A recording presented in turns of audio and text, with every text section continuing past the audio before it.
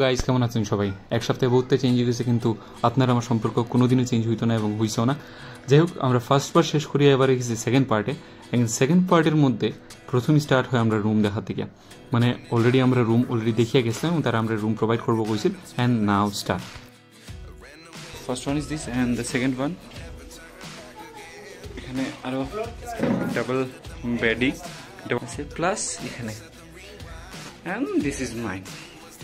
যেহেতু রুমে আমি প্রথম ঢুকছিলাম, তো আমি ঢুকিও আগে বাথরুম জরুরি লিছে, কারণ জানি তা বাথরুমে গেলে আর সহজে স্নান করার সময়ও দিতা না। এবং স্নান টান করিয়েই আই গেছে ছাদে, এবং ছাদ ঠিক রাস্তার সঙ্গেই, ছাদ নয় ঠিক রাস্তার সঙ্গেই বাড়ি, তো একসঙ্গেই লাগে। এবং এখানে একটা স্পেশাল জিনিস হলো ফুলের বাগান, অসাধারণ ফুল। সব থেকে মজার বিষয় হইল গিয়া এখানে প্রত্যেকটা ঘরের মধ্যে এই ধরনের ফ্লাওয়ার স্পটগুলা পাইবা। আর তাদের ডিফারেন্ট এখানের মধ্যে প্রচুর আছে, যেমন জিনিয়া পাইছি, প্লাস হইল গিয়ে পিটুনিয়া পাইছি, আরও দুই একটা ভ্যারাইটি ফ্লাওয়ার পাইছি। আমি সবটার নাম জানি না, তাহলে হইতে পারবো না। তো মানে ডিফারেন্ট কালার্সের ফ্লাওয়ার্স এগুলা পাইবা। আর এটা কিটা হয় তোমার এমনি বই থাকলেও, যেমন আমি এখন এই বই থাকছি, এখন টাইম বাজে 1:30-2:45, তখন আমরা বাইরে মুখ, এবং এই ঠিক দুপুরবেলা ডিরেক্ট সানলাইট পড়ে শরীরে, তার সাথে যদি ফ্লাওয়ারের এটা হাওয়া অ্যান্ড ক্লাসি সংস, উফ আর কি, তা জাস্ট একটা অ্যামেজিং ফিলিং হয়। তার সাথে সাথে রোডের সঙ্গে সঙ্গে লাগাই রাস্তা, এখানের মধ্যে প্রচুর গাড়ি সাইকেল যেতে থাকে, অ্যামেজিং। এই তার টেরেসের মধ্যে রাখা এবং ফুলগুলা দেখে আমার সময় কাটতে কাটতে হঠাৎ দেখি আইয়া শুভম হাজির। যদিও স্নান না করিয়া মনের পারফিউম মারিয়া ইয়া নিজেও গন্ধ সহ্য করতে পারেন না, স্টিল সহ্য করেন। এগুলা করতে করতে আরো 10-15 মিনিটের মধ্যেই বাকি সবও আস্তে আস্তে রেডি হইয়া উপরে আই গেছে, এবং আমরা বাইরে গেলাম সরা অর্থাৎ চেরাপুঞ্জি দেখতে।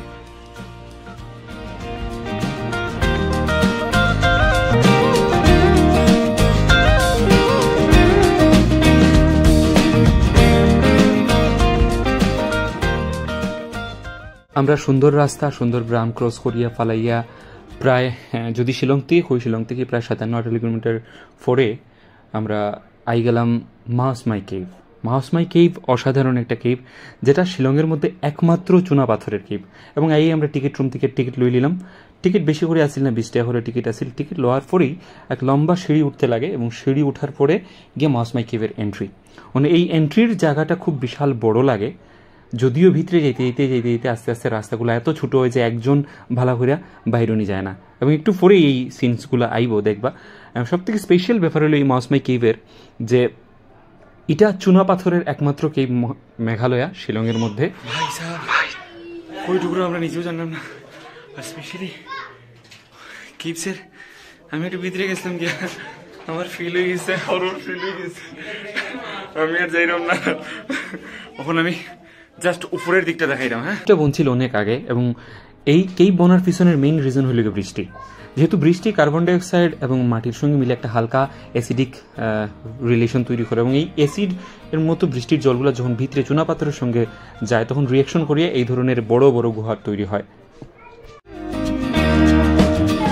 সামনে রাস্তা নাই, নাই আছে আছে লাইট আছে, রাস্তা আছে।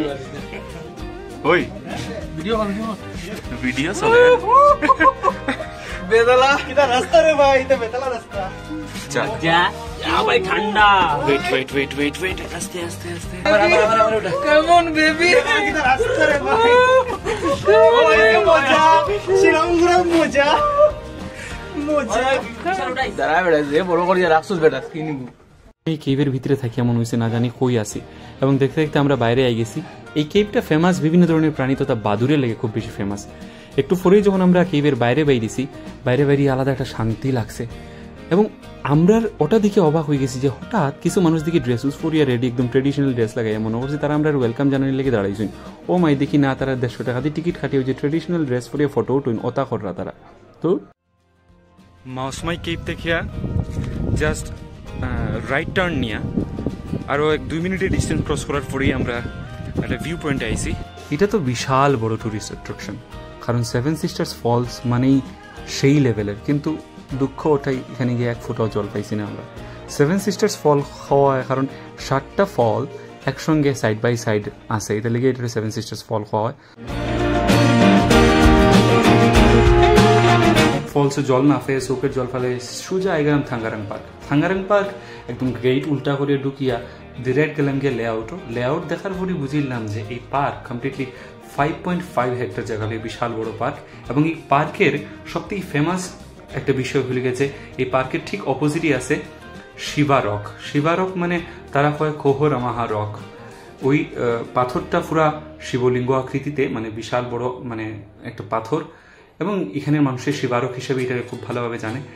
যাই হোক, এই কিছু মেজেস্টিক ভিউজ এগুলার কিছু একদম ডিরেক্টলি বন জঙ্গল ঢুকিয়া শর্ট লইয়া সোজা যে ভিউটা পাইলাম আমরা প্রথমেই, এটা হইলাম গিয়া বাংলাদেশের। ইয়েস, বাংলাদেশের একদম ফারিয়া পুরিয়া জঙ্গল ফারিয়া গিয়া বাংলাদেশের ভিউ দেখাতে লাগলাম। অসাধারণ ভিউ, যেটা ডিরেক্টলি থাঙ্গারাং পার্ক থেকে দেখা যায়, এবং দ্য ম্যাজেস্টিক সান।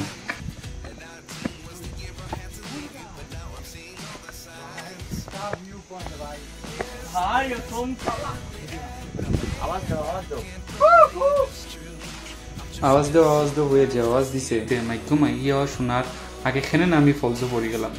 তারা বলে ইয়ে আওয়াজ দিয়ে বাংলাদেশ পর্যন্ত শোনাইতে চাইছে। যাই হোক, এই মেজেস্টিক ভিউ দেখার পরে গিয়া মন পুরা গলি গেছে। স্পেশালি মেনশন যে এই পার্কের মধ্যে দুইটা ফুটব্রিজ আছে, পুরা দেখতে যমুনা সেতুর মতো লাগে।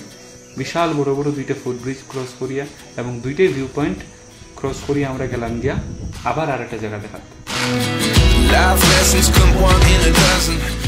দাদুর সাথেই ফিশের কলসির পানি দেখিয়া বাইরনির সময়ও এটা বান্দরের চোখ থেকে কোনোদিনও বাঁচে না, পড়ে গেল তুতফল। ও মাই গড, মাই ফেভারিট। যখনই গিয়া তুতফল গাছের মধ্যে দেখলাম যে ফাঁকনা তুতফল, তখন আর লোক সামলাইতে পারলাম না, ডিরেক্টলি ফারিয়েও খাওয়া শুরু করে দিলাম।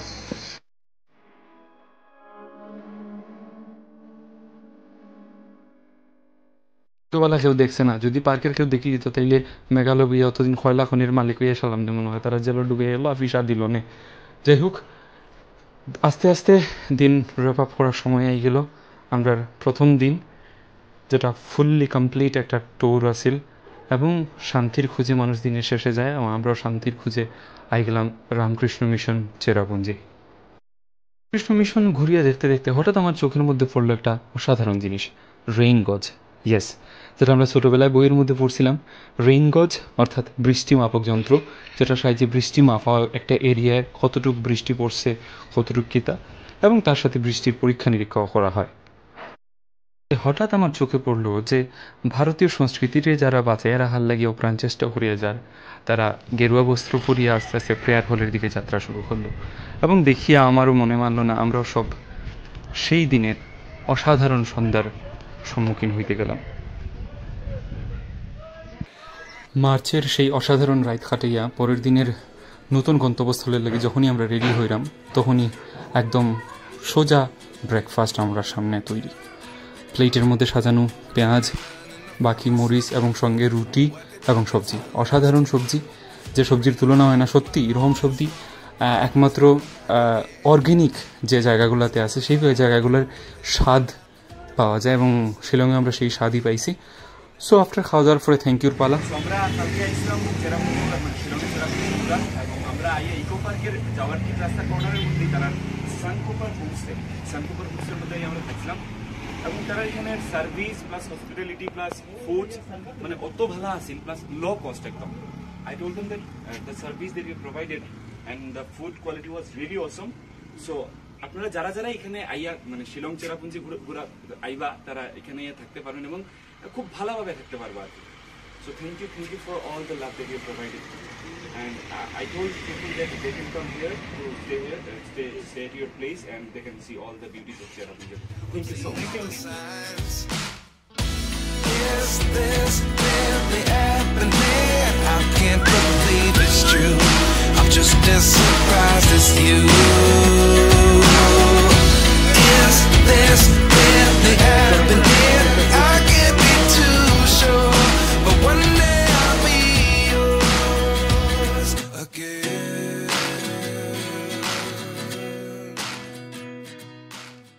রাস্তাঘাটে, মাঠে, ব্রিজে সব জায়গায় একটু মডেলিং করিয়া সোজা আমরা গেলাম গিয়া Mawlynnong, the cleanest village in Asia.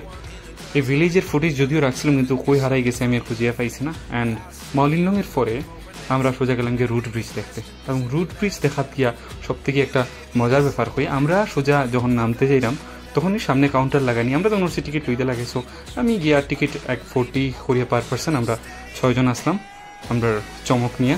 তো টোটাল 40 করিয়া পার পার্সন করিয়া লদ গেছে, কিন্তু স্টিল পরে জানলাম যে এখানে না লইলেও হয়, এবং তারা এটা এমনি খুলিয়ে খুলিয়ে বইছে, এবং প্রচুর মানুষ আছে যারা টিকিট না লইয়া আর দেখে লিছে। তো আমরা পুরো একদম কাটি গেছে আর কি। দ্য বিউটিফুল শিলং, শিলংয়ের এই বিউটি আমরা 2 দিনের এই ভিডিওতে দেখানোর চেষ্টা করছি। যদিও শিলংয়ের এই বিউটিফুল সিনারিজগুলো 2 দিনের এই ভিডিওতে 20 মিনিটের এই ভিডিওতে দেখানো কোনোভাবেই সম্ভব না।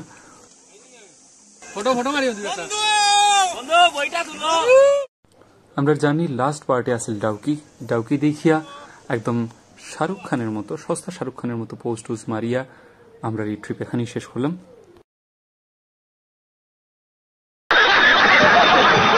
देख अरे विशाल हाय कर हाय कर 7 बार बोल रहे हैं पढ़ने निकले वाले छात्रों को राजनीति से दूर रहना चाहिए। দেখা হইব মাটির ফুয়ার নেক্সট কোনো ভিডিওতে, নেক্সট সানডেতে, হয়তোবা কোনো ব্লগ বা কোনো কমেডি কন্টেন্ট নিয়ে। Thank you everyone, and keep supporting Matir Phua. Thank you so much. মাটির ফুয়ারে সাপোর্ট করুন, আপনার অসংখ্য ধন্যবাদ। One in a dozen, the other 11 do something from nothing. Life changes just